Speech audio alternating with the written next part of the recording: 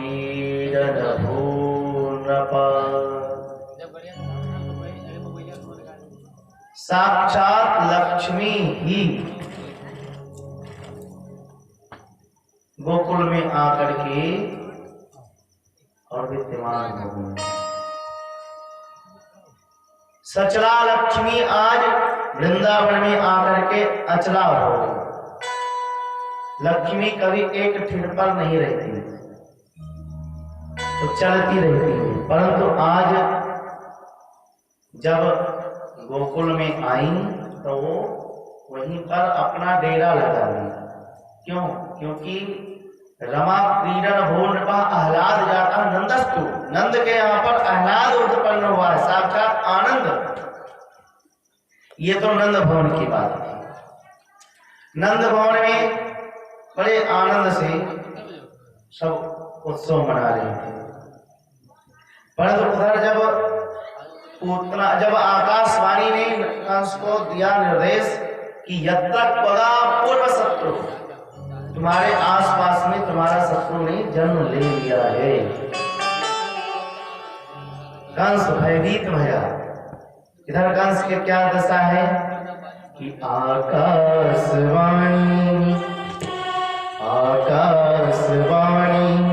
अरे बताए रही सूचना, आकाशवाणी बताए रही सूचना, मारन को कंस ने भेज दियो पूतना। आकाशवाणी बताए रही सूचना, मारन को कंस ने भेज दियो पूतना।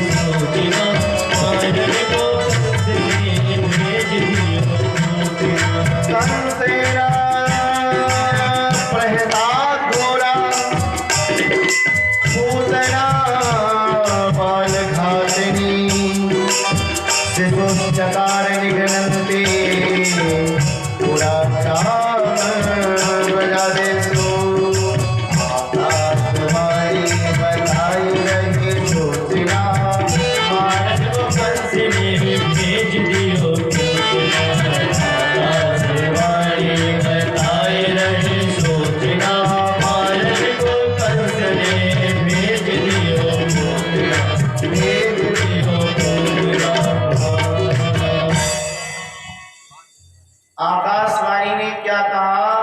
ए मूर्ख कंस, तू मुझे क्या मानना चाहता है? तुझे तो मारने वाला जन्म ले लिया है। तो कंस ने क्या किया कि मारने के लिए पूतना को भेज दिया। कंसेन प्रहलाद घोड़ा पूतना बाल घाती।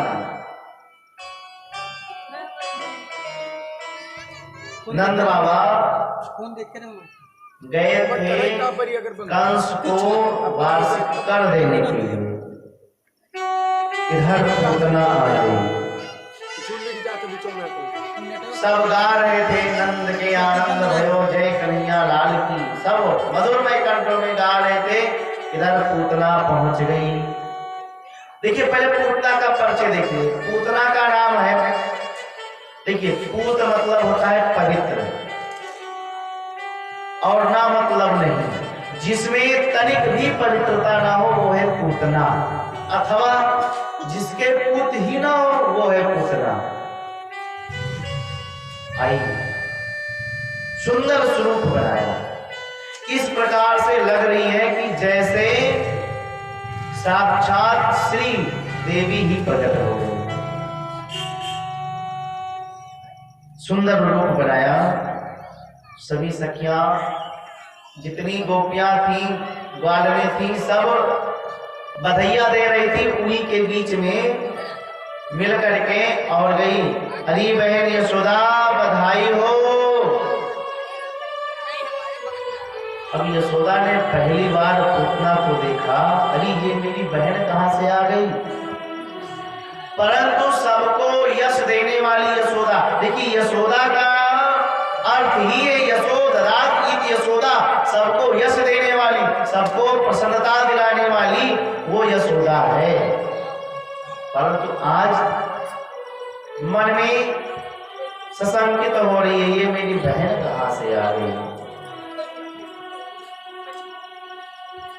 परंतु मन में सोचने लगी, यदि मैं कह दी बहन तो कहां से आई तो बुरो मान जाएगी, इसलिए मन में तो खूब सोच रही है कि मेरी बहन है, कहां से आई है। परंतु ऊपर से कहते अच्छा ठीक है जाओ, अभी सुला करके आए हो, जगाना मत, सिर्फ दर्शन करके आशीर्वाद देकर के चली गई हो, फिर इकट्ठो बाद में बात करते हैं। जैसे पूतना गई, भगवान ने देखा ओ मौसी जी आ रही है, तुरंत भगवान ने अपने नेत्र को बंद कर लिया। विबोधितं बालकमालिका गृहं चराचरत तीक्ष्णः, चराचरत मां अनिमिलिते क्षणः। भगवान ने अपने दोनों नेत्र को बंद कर दिया। भगवान ने नेत्र को क्यों बंद किया, इस पे संतों ने बहुत अपने अपने मंतव्य को प्रकट किया। एक संत कहते हैं कि भगवान ने इसलिए अपने नेत्र को बंद कर लिया कि हम तो आए हैं मथुरा में माखन मिश्री खाने, माखन मिश्री तो अभी चखवे को मिले होना है, मौसी जी जहर पिलाने आ गई, तो यह कार्य हमारा नहीं, ये तो भोले बाबा को है, विष पान करते हैं तो भोले बाबा को याद करने लगे। अथवा एक संत कहते हैं कि भगवान ने सोचा कि हम आए हैं दुष्टों का विनाश करने के लिए, लगता है ये शुभ कार्य पूतना उसी से ही प्रारंभ करना है, इसलिए गणेश जी का ध्यान करने से गणेश अथवा भगवान कहना चाहते हैं दृष्टि उस पे डालो जो दृष्टि का पात्र हो, दृष्टि का पात्र व्यक्ति के ऊपर दृष्टि जाएगा, कुपात्र पर यदि दृष्टि पड़ेगी तो दृष्टि दोष हो जाएगा। वेद भगवान कहते हैं भद्रं कर्णे विष्णुयाम देवा भद्रं पश्येमाक्षभिर्यजत्राः, भद्रं पश्येमाक्ष, जिस व्यक्ति पर दृष्टि डालो जो दृष्टि का पात्र हो।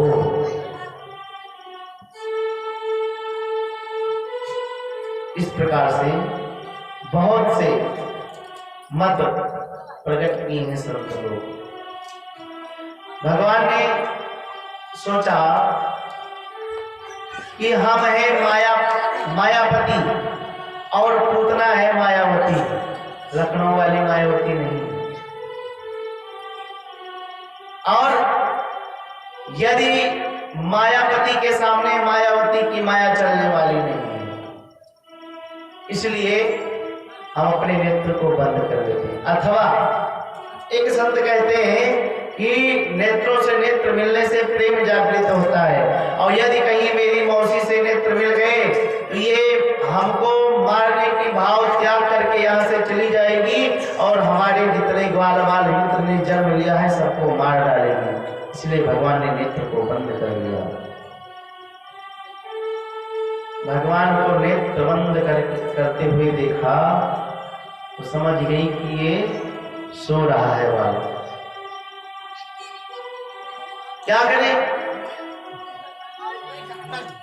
उठाया भगवान को और अपने हृदय से लगा करके स्तनपान कराना प्रारंभ कर दिया। सबसे पहले भगवान ने विष को पिया, विष को पीने के बाद में प्राण को पीना प्रारंभ कर दिए। गाढ़ं कराभ्यां भगवान प्रति प्रसीदत् प्राणो समीरो समया समन्वितो सामुञ्च मुञ्चालयति प्रभासिनी निष्पीडमानाखिल जीवमर्मरि। मुंच मुंच, अरे बेटा छोड़ दे, पूतना। भगवान ने कहा मौसी जी, मेरा एक स्वभाव है, पहले तो मैं किसी को पकड़ता नहीं हूँ, और जब मैं पकड़ लेता हूँ तो फिर दोबारा मैं उसको छोड़ता नहीं हूँ, कल्याण ही कर देता हूँ। भगवान ने उसके जीव को जब प्राण को हरण करने लगे, उसके मर्म स्थलों में भयंकर वेदना होने लगी, विशाल रूप बना करके भगी। और श्री शुक्राचार्य जी महाराज कहते हैं कि पतमानो पितास्तेहि त्रिगव्योति अंतरद्रुमान् चूर्णयामास राजेन्द्र महारासेद उत्तमः। पूतना ने इतना विशाल शरीर बनाया महाराज, त्रिगव्योति अंतरद्रुमान्। पूतना का शरीर कितना है देखिए, गव्यूति कहते हैं एक कोष को, और त्रिगव्यूति अंतरद्रुमान् यानी नहीं, गव्यूति कहते हैं 2 कोष को, और त्रिगव्यूति अंतरद्रुमान् यानी 6 कोष। और 6 कोष में कितने किलोमीटर होते हैं? 18। पूतना का शरीर 18 किलोमीटर दूर में गिरा, और गिरा उनके भीतर जितने वृक्ष पड़े सब चूर्णयामास, सब चकनाचूर हो गए। इधर गोकुल में हाहाकार हो गया, पूतना आ गई, पूतना आ गई। सब रोते चीखते चिल्लाते दौड़ते जा रहे थे, और जब बाहर देखा पूतना मरी पड़ी है, भगवान उसके वक्षस्थल पर खेल रहे हैं, दौड़ करके ग्वालों ने उतार लिया। मैया जब अपने लाला को पाई, स्तनपान करवाया, और जब स्तनपान करने लगे तब मैया को सांस में सांस आई। मैया ने कहा, रे राम राम, मेरो लाला ने तो आज मुर्दा छू लियो, अभी आपको स्नान कराऊंगी। तुरंत जाकर के सर्वप्रथम गौ के पूंछ से झाड़ा मारी, गौ पूंछेन स्नायः, गौ के पूंछ से झाड़ा लगाया और मंत्र को पढ़ा। उसके बाद में गौ के मूत्र में स्नान करवाया, गौ मूत्रे स्नात्वा पुनः गौर सार्वकम। और भगवान के नाम से मैया को झाड़ा मारती है। आज भगवान के नाम से ही भगवान को झाड़ा मारा जा रहा है। इंद्रियाणि हृषे रक्तम प्राणः नारायणो मथो श्वेतदीपवतश्चिन्तं मनोयोगेश्वरो वटुः। ये सब मंत्र हैं। यदि छोटे बच्चे को कोई अलाय बलाय आ जाए तो इस मंत्र को पढ़ करके यदि झाड़ा मार दिया जाए तो अलाय बलाय सब दूर हो जाती है। अथवा मंत्र ना भी पता हो, ना भी याद हो, तो गौ के पूंछ से यदि छोटे बच्चे को 7 बार झाड़ा मार दिया जाए तो उसके जो अलाय बलाय होते हैं सब नष्ट हो जाते हैं। बोले भागवत भगवान की जय हो। इधर तो पूतना मरी, उधर कंस को नंद बाबा जी ने दिया कर देते ही देख लिया वसुदेव जी ने। वसुदेव जी ने जब देखा तो कहा, मैंने तो अपना बेटा इनके यहाँ पर छोड़ करके आया हूँ कि सुरक्षित रहेगा, और ये तो मथुरा में डोल रहा है। जैसे कर दे करके नंद जी बाहर आए, वसुदेव जी ने कहा, नंद बाबा राम राम। हाँ भैया राम राम। वसुदेव जी ने कहा, बाबा एक बात कहूं, तू कैसो मेरो मित्र है? कहो भैया का भैया? बोले हमने सुना है कि तुम्हारे बुढ़ापे में लाला को जन्म भयो और तेने हमको खबर ना दी। नंद बाबा ने कहा, भैया लाला तो निश्चित रूप से भयो, पर जब हम तुम्हारे बारे में सोचते हैं तब एक लाला की खुशी देने में समर्थ नहीं जुटा पाते। भैया बुरो मत मानियो। हमने सुना कि तुम्हारे 6 पुत्र को कंस ने मार दिया, एक कन्या भई वो भी आकाश में उड़ती चली गई। तो भैया इतने दुख तुम्हारे ऊपर आए तो एक लाला को प्रसन्नता हम तुम्हारे सामने प्रकट नहीं कर पाए, क्षमा करना। देखिए मैत्री कैसी होनी चाहिए, मैत्री इस प्रकार से हो कि अपना दुख, स्वयं का दुख पहाड़ के समान क्यों ना हो, उसको एक तिनके के रज के समान समझना चाहिए। और मित्र का दुख रज के समान क्यों ना हो, उसको पर्वत के समान समझना चाहिए। निज दुख सुख समर, निज दुख सुख समर रज कर जाना, निज दुख सुख से रज कर जाना, मित्र ही दुख रज मेरो समाना, मित्र ही दुख रज मेरो समाना, निज दुख सुख से रज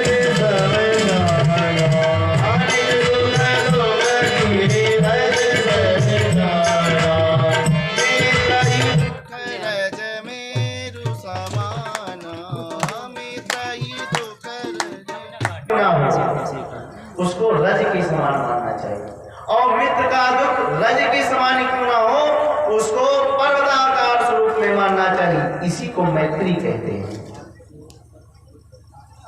मित्र इन्हीं को कहा जाता है।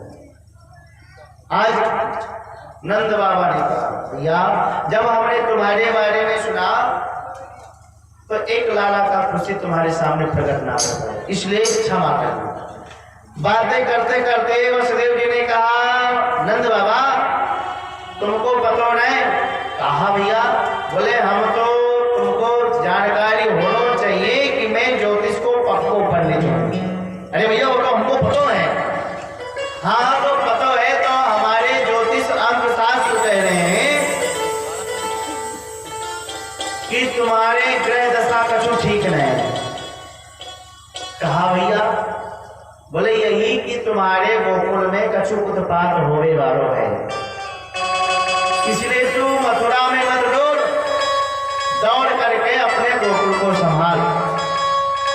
और जैसे ही सुना तो हरि जगम शरणम उपगातम प्रसंगिता लेकर के हजार मारा, हे नारायण मेरे लाला की रक्षा करियो, ऋषिकेश भगवान मेरे लाला की रक्षा करियो, हे दामोदर मेरी लाला की रक्षा करियो करते करते और नंद बाबा पहुंचे गोकुल में। जैसे नंद बाबा गोकुल में पहुंचे, ग्वाल बाल ने गिर लिया, अरे बाबा गजब है गया था। बोले जैसे आप गए मथुरा तैसे घर में पूतना जी आ गई। हाँ फिर? बोले फिर क्या? लाला को लेकर के भगी। अब नंद बाबा की धड़कन तेज है गई। भैया क्या भयो मेरे लाला को? बोले बाबा घबराने की कोई बात नहीं, लाला तो एकदम सुरक्षित है आपको। और ये पूतना देखो मरी पड़ी है, अब पता नहीं कि कैसे मर गई। एक ने कहा कि बाबा हमको तो ऐसा लग रहा है कि यह लाला को लेकर के भग रही होगी और लगी ठोकर अब गिरी और मर गई। एक ने कहा चौरेदारी के यदि ठोकर लग करके गिरती तो मुक्के बल नहीं गिरती, देखो कितनी सीधी पड़ी हुई है। सब अपने आप बातें करते, प्रश्न करते, उत्तर ले लेते। एक ने कहा बाबा ये मरी सो मरी, परंतु इसने तो गोकुल और मथुरा का रास्ता एकदम से जाम कर दी। अब हम दहिया कैसे बेचने जावे? नंद बाबा ने कहा तो सब लोग अपने अपने घर से फलसा कुल्हाड़ी लेकर के आओ और इसको काट काट करके 20-25 चिताएं बना दो। एक वाला ने कहा बाबा या पूतना ने तो एक सुंदर कार्य कर गई। कहा बोली कि वो उसने सोचा कि मैं मर तो रही हूँ और हमारे शरीर को जलाने के लिए लकड़ियां इकट्ठो करना पड़ेगा। इतना विशाल शरीर हमारा है, या को कैसे इकट्ठो है पाएगो लकड़ी इतना, इसलिए ये अपने हाथों पैरों से अनेकानेक वृक्षों को तोड़ तोड़ करके और चकनाचूर कर देंगे। 20-25 चिताएं बना करके और जब अग्नि को लगाया। महाराज दह्यमानस्य देहस्य धूमश्च दुर्सौरभ। सुखदेव जी कहते हैं कि जैसे उसका शरीर दग्ध होने लगा तो दह्यमानस्य देहस्य, उसके शरीर से जब इतनी सुगंध, इतनी दिव्य मधुर सुगंध उसके शरीर से निकला कि पूरा ब्रज प्रदेश सुगंधवान हो गया। परीक्षित जी महाराज चौंके, अरे महाराज आपने तो गजब कह दिया। अरे राक्षसी है, राक्षसी के जलने से दुर्गंध निकलना चाहिए, सुगंध कहां से निकल पड़ी। हो सकता है महाराज कि इसका आहार, व्यवहार, विचार, कुल ये सब पवित्र रहा होगा। बोले नहीं, पूतना का परिचय सुनिए। पूतना लोक बालघिनी, नाम ही पूतना है जिसमें तनिक भी पवित्रता नहीं है। करती क्या है, लोक बालघिनी, गांव में जाती है, बच्चों को चुरा करके मारकर खा जाती है। महाराज फिर भी हो सकता है कि इसका कुल अच्छा हो। बोले नहीं, राक्षसी कुल भी इसका अच्छा नहीं, राक्षस कुल की है। बोले महाराज तो लगता है कि इसका खान पान अच्छा होगा, फ्रूट वगैरह पीती होगी, फल वगैरह खाती होगी। बोले नहीं, रुधिरासना, रुधिर ही जिसका असर है, रक्त जिसका रक्त ही पान करने का नियम है। अरे राम राम, फिर इसको मुक्ति कैसे मिलेगी। भगवान कहते हैं बुरी भली कैसे दी है, काल तो इसने मेरी माँ यशोदा जैसे किया है। कितनी प्रेम से आई और अपने अंक में लेकर के स्तन को पान कराया। इसलिए स्तनम दत्वा पसद्गतिम, इसको जो माँ यशोदा को गति मिलने वाली है यही मैं प्रदान करूंगा। बोलिए पूतना मदन भगवान की जय। सुखदेव जी कहते हैं कि पूतना के मोक्ष की कथा को जो सुनेगा अथवा जो कहेगा, प्रेम भाव से सुनेगा या प्रेम भाव से कहेगा, तो गोविंदम लभते रतिम, गोविंद की उसको पराभक्ति प्राप्त होगी। उसके जीवन से राग द्वेष विद्या अस्मिता सब समाप्त हो जाएंगे। एक भक्त तो भगवान से शिकायत करता है, क्या कहता है, अरे गोविंद ये बताओ कि आप पूतना के एक छोटी सी चीज पर आप प्रसन्न हो गए, जीत गए। उसने आपको अमृत पान कराना नहीं, विष पान कराया और आप उस पर जीत गए। मैं तो आपको कितने प्रेम से लाड लगाता हूँ, मैया यशोदा जैसा प्रेम करता हूँ, भाई मानता हूँ, फिर भी आप हमारे से नाराज रहते हो। आप लगता है वो स्वभाव आपका जो था पहले वाला वो समाप्त हो गया है, अब वो आप नहीं रह गए। भक्त कहता है, अरे क्या वह स्वभाव पहला सरकार अब नहीं है। क्या वह स्वभाव पहला सरकार अब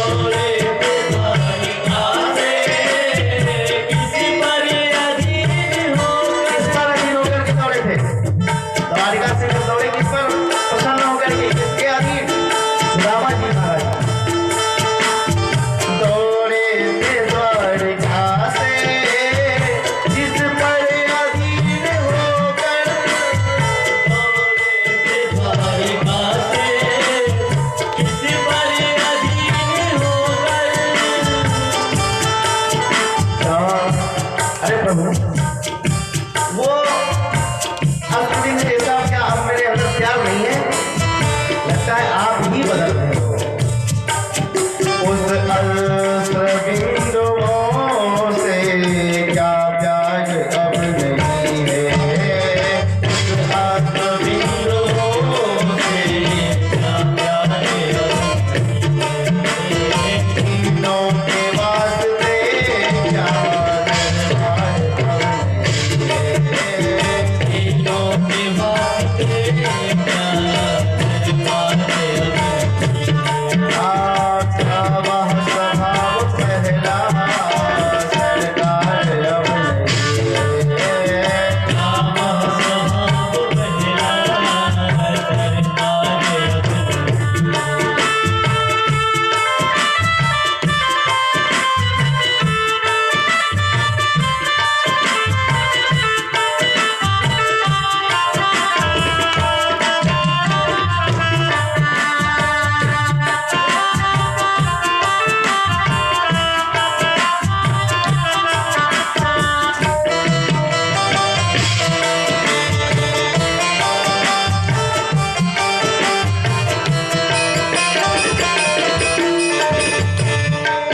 और प्रभु, या तो मुझ में वो गुण नहीं है, या तो आप ही कसौटी कस रहे हो,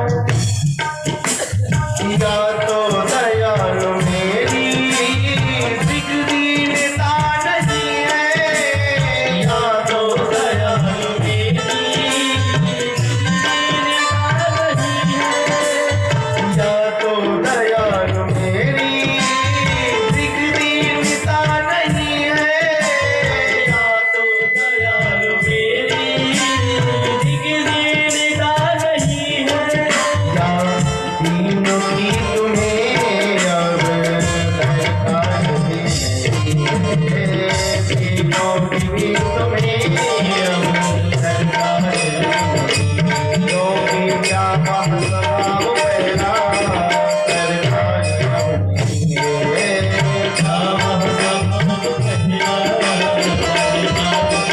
हरि बोल।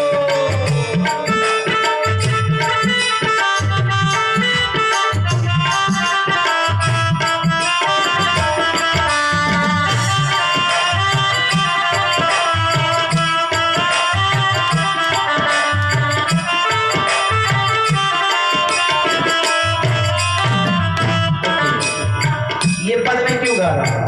मैं प्रत्येक कथाओं में गाता हूँ। क्यों? क्योंकि ये पद भक्त भगवान से कुलाहना कर रहा है। क्यों?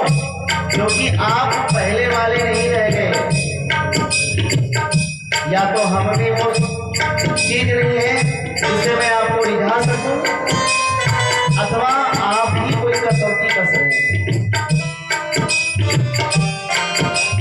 पाते थे जिस हृदय से आश्रय अनाथ लाखों, पाते थे जिस हृदय से आश्रय अनाथ लाखों, पाते थे जिस हृदय से आश्रय अनाथ लाखों, पाते थे जिस हृदय से आश्रय अनाथ लाखों, क्या वह दया हृदय का, क्या वह दया हृदय का भंडार अब नहीं है, क्या वह दया हृदय का भंडार अब नहीं है, क्या वह स्वभाव पहला दरबार अब नहीं है, क्या वह स्वभाव पहला दरबार अब नहीं है, तीनों के वास्ते क्या दरबार अब नहीं है, तीनों के वास्ते क्या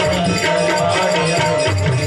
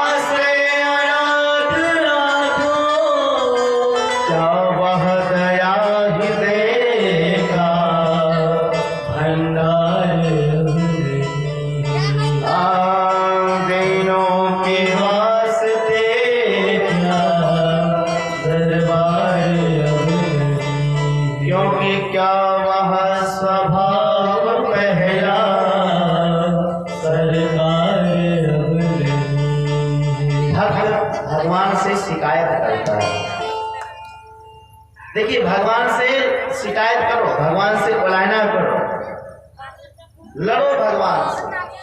भगवान, अरे पूतना से तो अच्छा ही हमारा गुण है। भला आपको प्रेम से 56 प्रकार के अथवा जिस प्रकार से हमारे पास में होता है भोग लगाते हैं, लाड लगाते हैं, अपना भाई मानते हैं, अपना पुत्र मानते हैं, फिर भी आप हमसे दूर रहते हो। बहुत सुंदर पूतना का उद्धार हुआ। एक दिन मैया ने भगवान को स्नान ध्यान करा करके और इत्र फुलेल लगा करके, डिठौना लगा करके और लिटाई दिया। भगवान सो रहे और सोते सोते भगवान ने करवट बदल लिया। और जैसे मैया ने देखा कि मेरे लाला ने करवट को बदल लिया, प्रसन्न है गई। ओ आज मेरे लाला ने को बड़ो है गयो, ऐ नाई लगा दे पूरे ब्रज में दुहाई। किसकी मैया? बोले जा करके कह दो कि करवट बदलने को बुलवा। लाई गया, पूरे ब्रज में लगाई दुहाई और सारी गोपियां 84 गज के लहंगा पहनकर दौड़ी दौड़ी आई। अरे मैया बधाई हो। यशोदा मैया ने कहा बहन खूब बधाई हो, परंतु शोर मत मचाइयो। क्यों? क्योंकि मेरो लाला अभाले सोयो है, या की नींद खुल जाएगी तो रोनो लगेगा। अजी मैया, जब लाला ही सुलानो था तो आपने हमको बुलायो क्यों? हम आई हैं तो बधैया गवेंगी तो शोर तो मचेगो ही। बोल वृंदावन बिहारी लाल की जय। मैया ने तुरंत लाला को उठाया और द्वार पर एक बैलगाड़ी थी, उसी के नीचे जाकर के लाला को सुला दिया। अब इधर सब गीत को गाने लगी, इधर भगवान की आंखें खुल गई। भगवान की आंखें खुली, भगवान ने चारों तरफ देखा, ऊपर देखा, ओ जिनकी तो बधैया गब रही है वो तो बैलगाड़ी के नीचे टंगे हुए हैं। चलो चल करके मैया से मिलता हूं। फिर सोचा चलो कैसे, मैं तो छोटा हूं। हाँ, एक ही उपाय है। क्या? बोले बाला नाम रोदनम बलम। बच्चा जब तक खेलता है माँ उस पर ध्यान नहीं देती। अरे अभी खेल तो ही रहा है, और जब बच्चा रोने लगता है तो मैया कितनी भी कार्य करे सबको छोड़ करके लाला को ले लेती है। इसलिए बाला नाम रोदनम बलम। भगवान रोना प्रारंभ किया, परंतु किसी ने ध्यान नहीं दिया, सब गा रही हैं। अरे पलना में ललना झुलावे यशोदा मैया, पलना में ललना, पलना में ललना झुलावे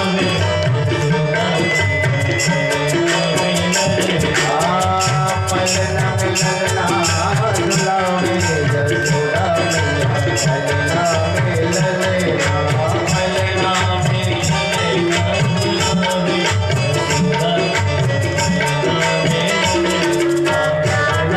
झुलावे और ललना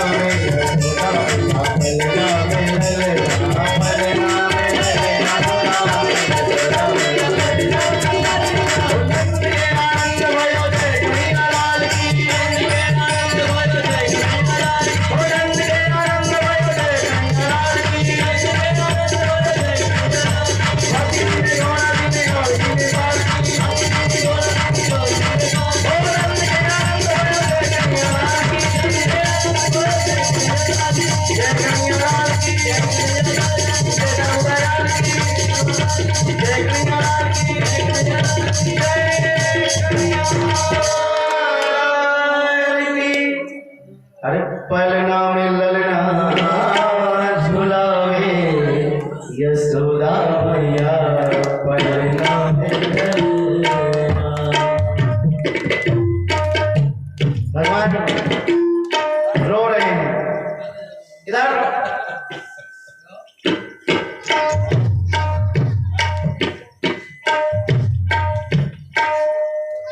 बोल वृंदावन के हरिलाल की हमारे तबला वाले भैया जहाँ चाहे तुम्हें रियाज करना प्रारंभ कर दें। धा धिन ता धिन ता धिन धा धिन। और इधर भगवान रो रहे हैं। भगवान बड़ी देर तक रोते रहे और जब काहू ने ना सुनी तो भगवान ने अपने चरण को ऊपर किया और बैलगाड़ी में मार दी लात और उड़ता ऊपर गया और ऊपर से नीचे आया और धड़ाम से गिरा और चकनाचूर हो गया। अरे राम! जैसे खटाखट की आवाज सुनी मैया दौड़ करके बाहर आई और बैलगाड़ी का चकनाचूर को देखा। दौड़ करके आई, लाला को उठा करके हृदय से लगाई। तब तक ग्वाला दौड़ करके मैया मैया गजब हो गया। क्या हुआ? बोले तेरो लाला ने बैलगाड़ी लात मार करके उड़ा दी। मैया ने कहा ठठरी के बने या नेक सो छोड़ो, बैलगाड़ी कैसे उड़ाए देखो। बोले मैया तेरी सर की कसम, हमने खेल रहे थे, तेरो लाला रोनो प्रारंभ क्यों। हमने सोचा कि चल करके आपसे बतावें और मैं आपके पास में पहुंच भी नहीं पायो। तब तक याने ऐसे पादप प्रहार कियो कि बैलगाड़ी ऊपर गई और नीचे गिर करके चकनाचूर हो गई। मैया ने कहा चल भांग खा करके चलवायो, नेक सोच छोड़ा है मेरे। और मैया ने किसी की बात को नहीं मानी। इस प्रकार से भगवान ने शकल भंजन किया।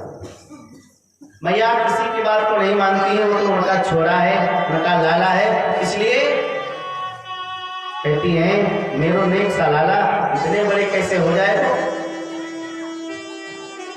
एक दिन मैया भगवान को दुग्ध पान करा रही थी। कभी उछालती थी, कबहू उछंग कबहू बर पलना, कभी उछाल उछाल करके खिलाती है। भगवान खिलाने लगते हैं, फिर लटा देती, भगवान रोने लगते हैं। मैया अपना स्तन पान कराने लगी। तब तक क्या देखा, एक तृणावर्त नाम का राक्षस था, चक्रवात बना चला आ रहा था। मैया भगवान को दुग्ध पान करा रही। भगवान ने सोचा नेक मैया हमको उछाल रही थी तो ऊपर नहीं उछाल पा रही थी, तो मामा जी ने उड़न खटोलों भेज दिया। अब यहाँ पर हम बैठे, पर तो कैसे बैठे, अभी तो मैया के गोद में है। मैया ने कहा हमको उतार देती तो यहाँ के सर पे बैठ करके हम मंदिर देख लेते। अब भगवान ने क्या किया कि धीरे धीरे अपना वजन बढ़ाया। मैया को भ्रांति होने लगी, अरे राम राम मेरो लाला नेक सो था, धीरे धीरे वजनदार कैसे है गए हो। उठा करके बैठा दी, आंखें फाड़ कर देखने लगी। फिर सोचा अरे इतनी देर से आपको दूध जो पान करा रही हूं, इसलिए कहीं अधिक दूध इसने पी लिया, इसलिए वजनदार रह गया। लाला ने खेल करके और दूध को शांत कर अपने पेट में, उसके बाद में हम तुमको गोदी लेंगे। मैया यूं कह करके भगवान को बाहर छोड़ करके और भीतर के कार्य में लग गई। इधर तृणावर्त को मिल गया अवसर। तृणावर्त आया और भगवान को उठा करके अपने कंधे पर बिठाया और जाने लगा। भगवान उसके कंधे पर बैठ करके पूरा ब्रज प्रदेश का दर्शन कर रहे हैं। ये तो ललिता का घर, अरे ये विशाखा का घर, ये छिपी कली, ये निधिवन, ये कुंजवन, ये बेलवन, ये तालवन, ये मधुवन और ये सगरे वन, ये श्री दामा का घर है, ये मनमंगल का घर है। ये सब भगवान क्यों देख रहे हैं? क्योंकि अभी आगे चल करके चोरी करना है। इधर जैसे तृणावर्त जा रहा था, मन में विचार किया, बार बार भगवान को देखता है। कहीं हाली बोली में नंद के आंगन से कोई काला पत्थर तो नहीं उठा रहा है। अब भगवान कहने वाह, जितने मेरे भक्त हैं ये सब पत्थर में मुझको दर्शन करते हैं, और ये मूर्ख हमें पत्थर का दर्शन कर रहा है, इसलिए चलो यहाँ के सर को पत्थर से ही पटकते हैं। तो भगवान ने तमंतरिक्षात् पतितं शिलायां विशीर्ण सर्ववर्यं करालम, भगवान ने उसके सर को पत्थर पे घुमा करके पटका और वो गिरते ही नीचे गोविंदाय नमो नमः हो गया। बोल बंसी वाले की जय। इस प्रकार से भगवान ने तृणावर्त का उद्धार किया। तूफान शांत हुआ। सुखदेव जी कहते हैं अब उधर ये तो तृणावर्त का जैसे वध किया, इधर वसुदेव जी महाराज एक दिन गिन रहे थे और कहे आज तो मेरो लाला 1 वर्ष को है गए। अब भगवान जाने कि नंद बाबा आपको नामकरण का क्यों हो। अपने कुल पुरोहित गर्गाचार्य जी के पास में गए, बोले गुरुदेव आपको तो सब पता है, आप सर्व अंतर्यामी है। नेक मथुरा गोकुल में जा करके और नंद के भवन में हमारे 2 बच्चे हैं, उनके नामकरण कर आइए, किसी को पता ना चले। गर्गाचार्य जी महाराज पहुंच गए गोकुल। नंद भवन में जैसे पहुंचे, नंद जी ने किया प्रणाम, महाराज आपकी कृपा हमारे ऊपर अनवरत ऐसे बरसती रहे, अहो भाग्य हमारे जो आप हमारे द्वार पे पधारे। महाराज एक निवेदन करूं क्या? नेक मेरे घर में 2 लाला है और वह लाला पे आए दिन कोई ना कोई बलाई आती रहती है, तो नेक को आपको ग्रह दशा देख लीजिए। गर्गाचार्य जी ने कहा कि कछुआ को नाम है, नाम का रखो तो? बोले बाबा नाम तो आपको हमने रखो है, हमारा ये काम कीजिए। क्या अब आप आ ही गए हैं तो आप ही नाम ही रखे दो। बोले तुमको पता है हम यदुवंशियों के पुरोहित हैं,